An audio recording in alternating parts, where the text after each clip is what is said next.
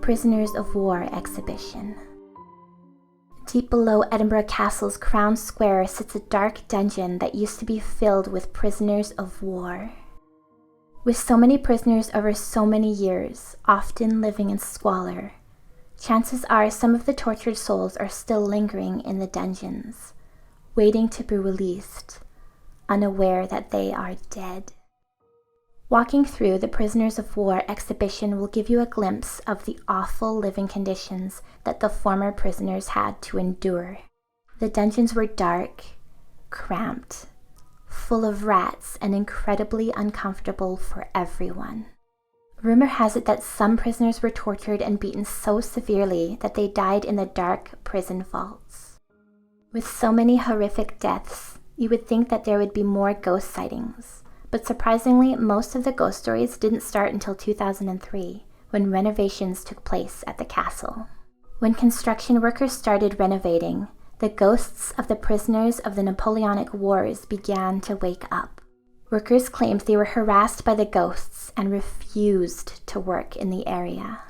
If you manage to spend time in the Prisoners of War exhibition alone, you may feel uneasy as though someone is lurking in the shadows, keeping an eye on you as you walk past all of the displays that used to be a reality to several prisoners. You can hear faint whispers and the sounds of men chatting. The dark dungeon is full of prisoners' uniforms hanging off the ropes attached to the fabric beds hanging from the rafters. Bits of bread and soup, tiny cups of water left over on nearby tables, and cold drifts move through the dungeon bars, leaving you feeling similar experiences as the prisoner who once filled the vaults. Over the years, at least 49 prisoners successfully escaped the prison.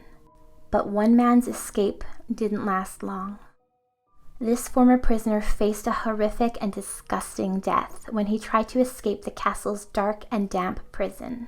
In an attempt to be brought out of the castle by the hands of others, he decided to hide in a dung barrow, believing that the dung would be carried out of the castle along with his freedom. Unfortunately for the prisoner and the people below the rocky crags of the castle, the dung, complete with the hidden prisoner, was thrown over the rocks, and he plunged to his death in the most unfortunate way. Some stories say that he is known for trying to push guests over the edge of the castle walls, thus meeting the same fate he did.